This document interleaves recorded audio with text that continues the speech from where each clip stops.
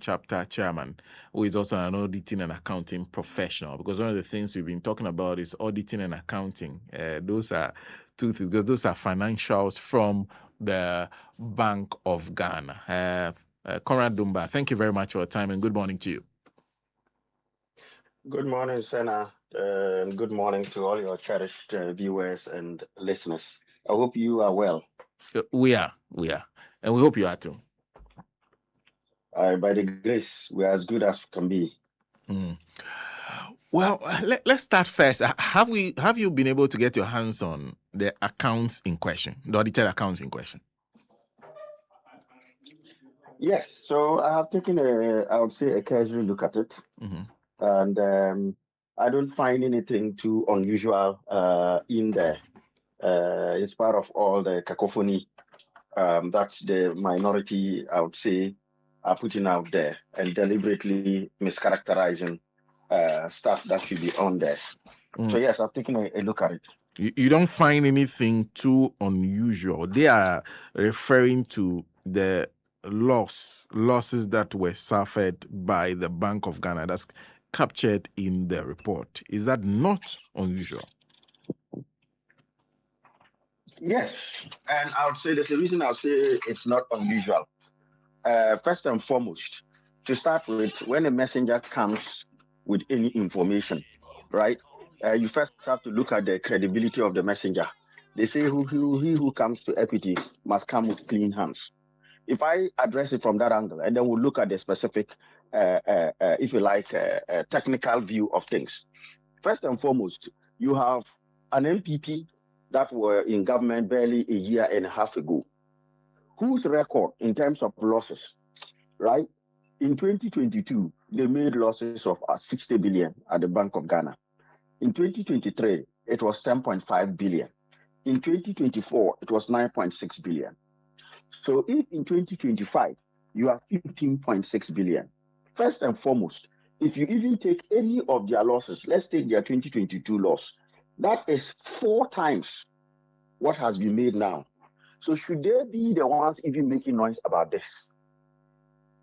That's first question. There is no moral authority there for them to even make noise about losses, because they made multiple rounds of losses when they were there.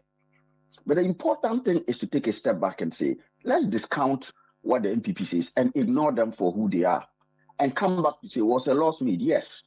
The loss made was 15.6 billion. That is when you take the total income that Bank of Ghana made minus the total cost of operating. You get an operating loss of 15.6 billion cedis, roughly around $3 billion. I hear the NPP going in to say it is 44 billion, it is something. They are deliberately misleading Ghanaians. There's a difference between operating profit and then having your final bottom line where you include other things called other comprehensive income or losses. Operating profit is the cost of your operations minus, taking out of the revenue you get from those operations. So if I sell gold for 10 billion and I bought that gold for 6 billion, my operating profit is 4 billion, 10 minus 6. Simple. If I have some gold still sitting in my warehouse that I didn't sell, for example, and I bought that gold at, say, 2 billion, and the price of that gold now on the market is 4 billion. Technically, I have a profit locked in that gold of 2 billion, but it is called unrealized gain in accounting. Unrealized because I haven't sold it. It is only when I sell it that I'll realize that profit. So, Sana, if you buy a house at Trazaco Estate now for $1 million, and then 2 months later, the value of the house is now $2 million, it means that you have an unrealized gain of 1 million in the house, but you haven't sold the house. So you can carry that money around. Equally, if you bought the house for 2 million and the price has collapsed to 1 million now, you have made an unrealized loss of 1 million. What NPP is doing is going around collecting all the unrealized losses or gains and trying to add it to the what has actually been realized, and therefore inflating figures unnecessarily. So one, I wanted to make that clear. But two, nobody should go in. We condemn them for making losses at Bank of Ghana, not because we feel that the Bank of Ghana should be a profit-making institution. Equally, we will prefer that it is not making losses, right? The Bank of Ghana has a suite of policy tools which they use to stabilize the economy, keep inflation low, keep currency low. So you look at the effectiveness of a loss or profit they've made. There is no point in the Bank of Ghana making a profit if it means that we have got 50% inflation, we have got exchange rate at 20 cedis to the dollar. You will ruin the economy. And that is why they have the ability to engage in open market operations and use other policy tools to keep inflation down, to keep interest rates down, to keep the exchange rate also down, so that there can be productivity in the economy. So to keep it in simple terms, if Bank of Ghana comes to me and says, I made a profit, let's say in 2022, they come and say, I made a profit. However, my inflation is at 52%. My exchange rate is at 18 to the dollar. My interest rate is at 35%. That is a failure. Because as a public institution, their aim is to stabilize the economy.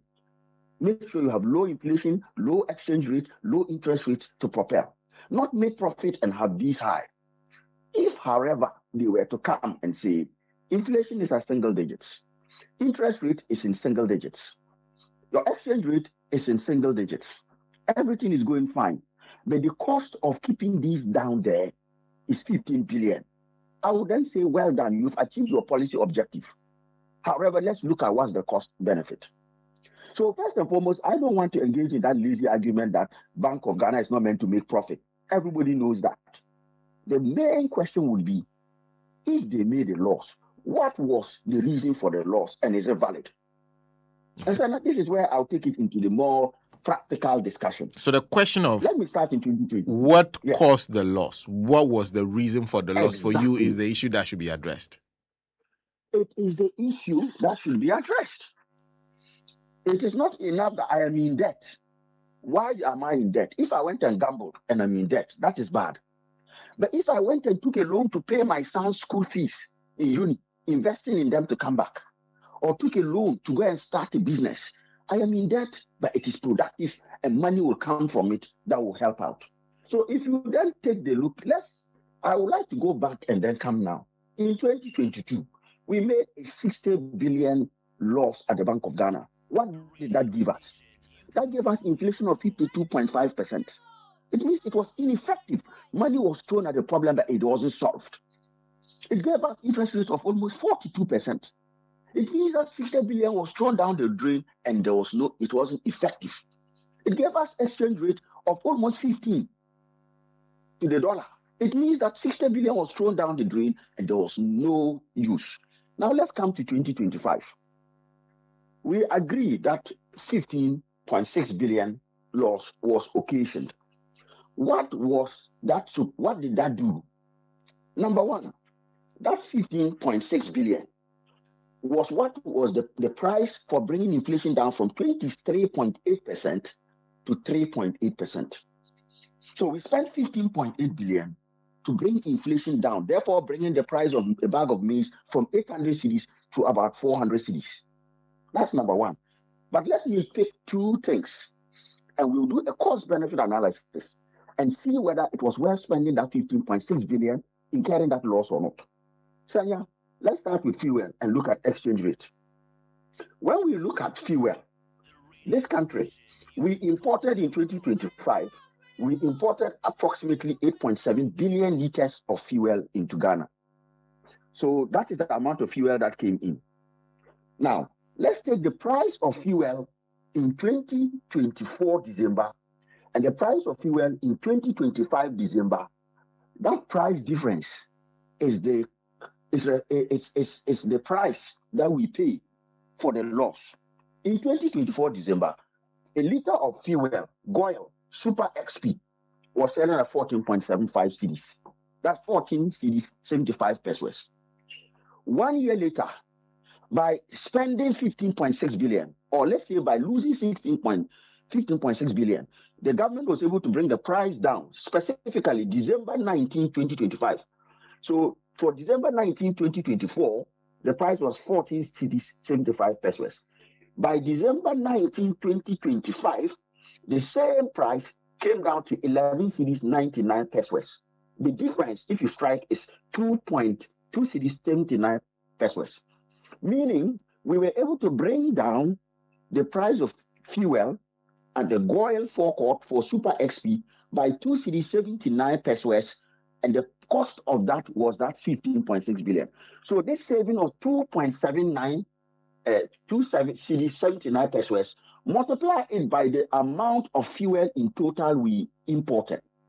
We imported 8.7 billion. Multiply 8.7 billion by the savings of 2 cedis 79 pesos. You get 24 billion cedis.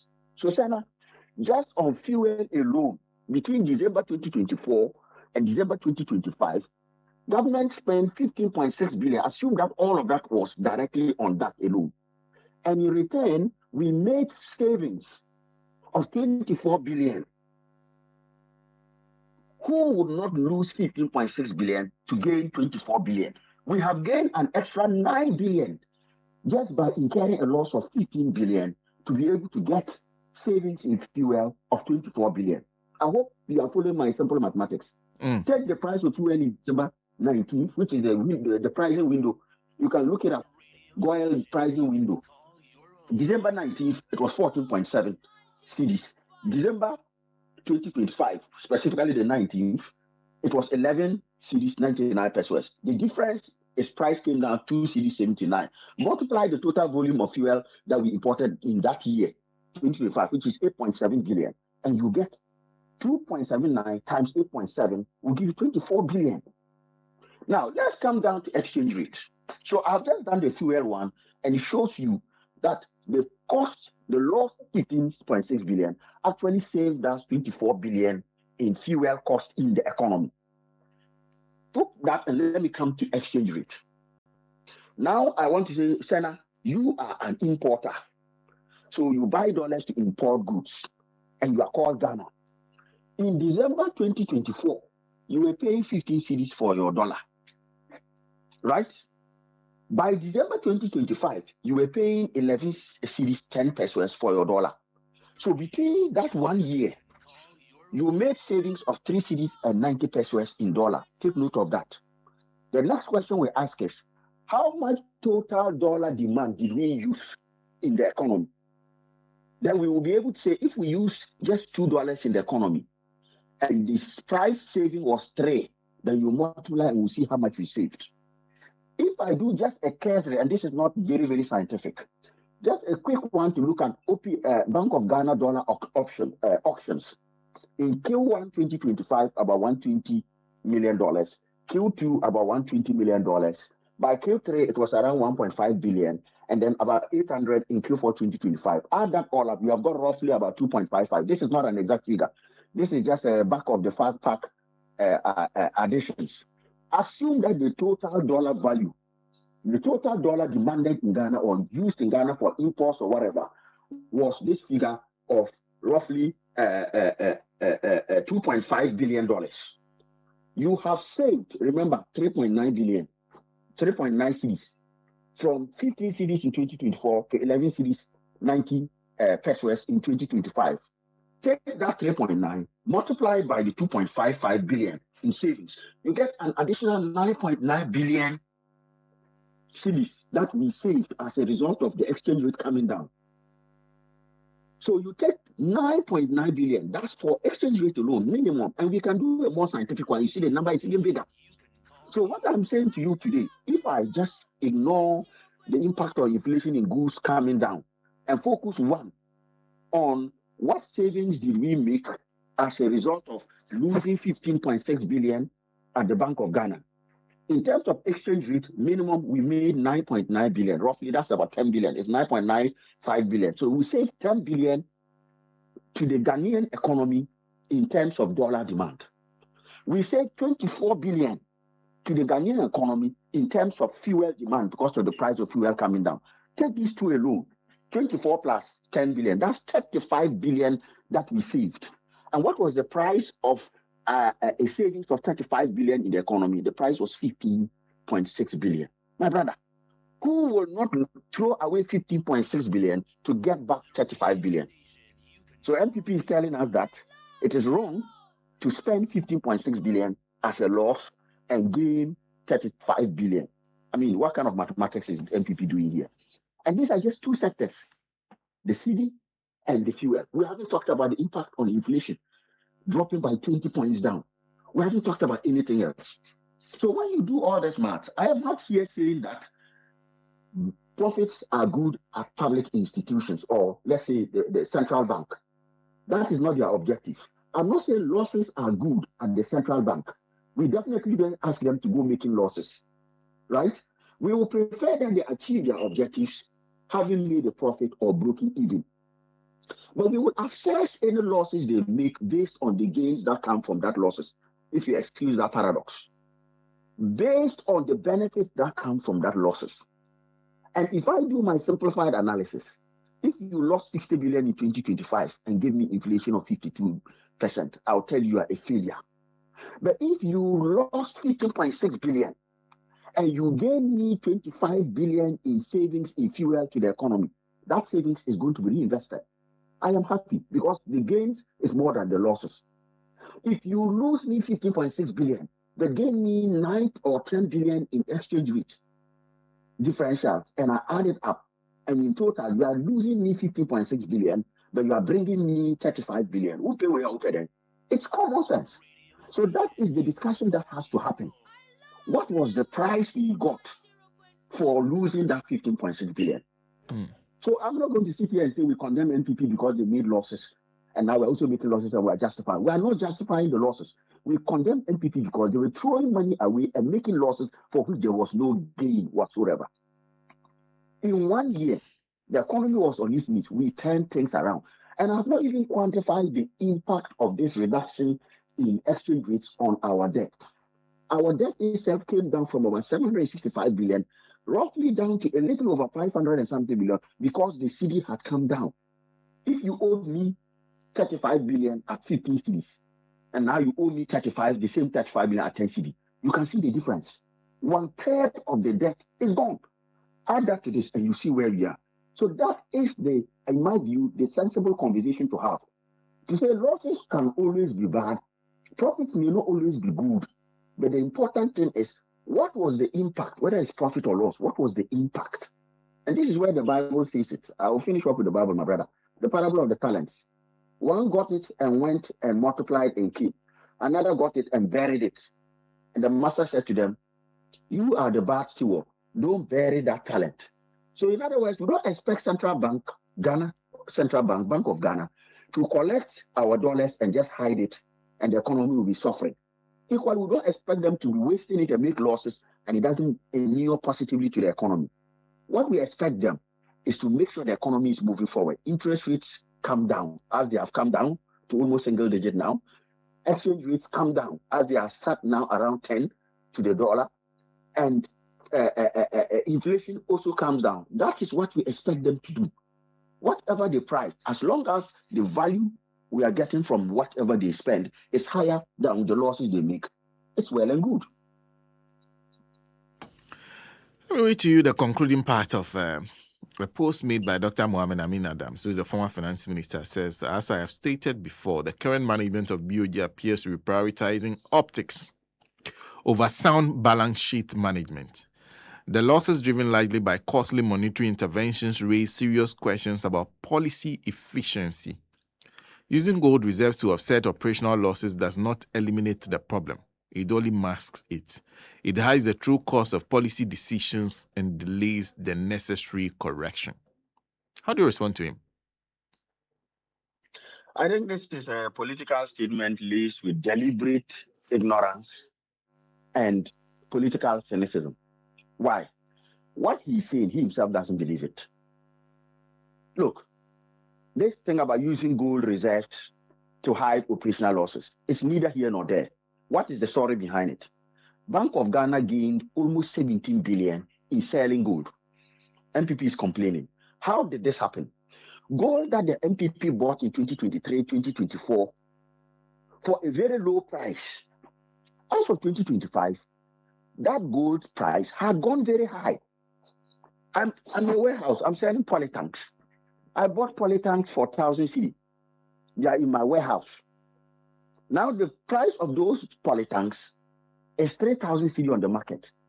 So there's a profit of 2,000 cedis locked there. Now I need money to stabilize my economy. So what do? I decide that the price was low when I bought it. The price is high now. So we sold all those, not everything. And this is where the NPP don't make sense. They say we sold gold at a loss. We didn't sell gold at a loss.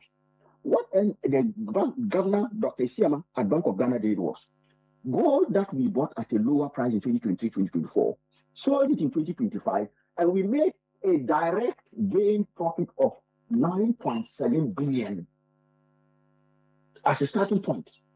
It also unlocked what I call unrealized loss gains earlier on, right? So the price is gone up, you haven't sold, all those are usually banked.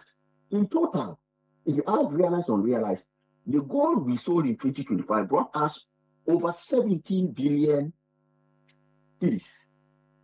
Why will any NPP man in their right senses complain that we sold gold and we made a profit of 17 billion? And that profit is helping to mitigate any losses we are making from stabilizing the economy, keeping inflation down, and so on and so forth. This is the most prudent thing to do, my brother. You are going to plow your farm. You don't have money to plow that farm, but you must pay the tractor to plow the farm. You have some bags of corn sitting in your barn from the previous harvest, where when you harvested, the price of those in the market was 1,000 cedi. Today, the price of that is 5,000 cedi. You go and sell those bags of maize, 10 of them, 5,000 times 10. That's what? 50,000. Meanwhile, the cost was 1,000 at the time you got them. Meaning your cost was 10,000. You have now sold it for 50,000. You've made a profit of 40,000, and you are using that 40,000 to pay for the tractor operator to come and plow your farm. NPP is saying what you did is wrong. It is wrong for you to sell your stock that is higher price now and use that money to plow the farm. In other words, it is wrong for governor of the Bank of Ghana to go and sell our gold that we bought very low 3 years ago at a higher price now, make 17 billion and use that 17 billion to support the economy to bring inflation down from 23.8% they left to 23.8%, to bring currency exchange rate from 15 cedis to the dollar to 10 cedis to the dollar, to bring interest rate from about 35% down to 12%. Who argues like this? And you cover all of this in flowery English. How do you respond to the assertion of operational insolvency, that by the expenditures made and the losses made this year, Bank of Ghana may not be in the position to do the same things this year as effectively as they did last year? I think that betrays a fundamental misunderstanding, or should I say deliberate ignorance of what a central bank is. But before I address that, the first question is, when they made 60 billion loss in 2022 and this country was very broke, shut out of the international markets, couldn't access bonds, did we have operational insolvency at the Bank of Ghana? 60 billion, 4 times what was made today. So somebody is telling you, my brother, when you were in primary school and you were getting, 60, you were losing 60 cedis, you were fine. Now that you are in university and you are losing 15 cedis, you are not fine. Does it make sense? In 2022, they made a loss of 60 billion. It didn't create operational issue for the bank, right? In 2023, they made another 10 billion loss. It didn't create operational issues for the bank. In 2024, they made another 9.6 billion, roughly 10 billion loss again. Add them cumulatively between 2022 to 2024, they made a whopping over 80 billion loss at the Bank of Ghana, and yet it was still operationally solvent. So how come that 80 billion did not make them insolvent, but only 15.6 billion makes them insolvent? Which logic is this from? From Pluto or from Mars? Number 2, the Bank of Ghana is fully owned by government. And that is why a central bank cannot go insolvent. We've seen quantitative easing and other tools here running to trillions. Unless you want to tell me that Ghana as a country can get to a stage, that's why sovereign Ghana will never cease to exist. You and I are here. Nkrumah was there yesterday. Liman was there yesterday. But it's continuity. That is why the debts they incurred we are paying. So this whole argument of it's not like Zenith Bank or Barclays Bank that has a limited amount and cannot get government support and will go insolvent. No central bank ever went insolvent.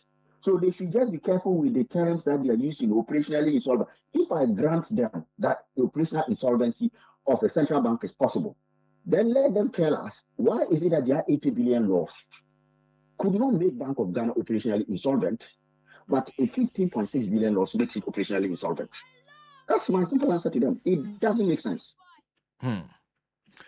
Chairman, thank you. Thank you very much for speaking to us. Thank you very much, my brother, and have a good day. You too. You too. That's CONRAD DUMBAH, who's chairman of the NDC UK Ireland chapter, and also an accounting and auditing professional, joining us on the line from the UK this morning. Okay, so I said I was going to share with you briefly portions of the article that was written by Dr. Callistus Mahama. And it's about who leads the NDC and how that will affect the reset agenda. And I want to start from the point where he talks about the burden of responsibility. He says, for those entrusted with roles in government, the obligation is even clearer and heavier.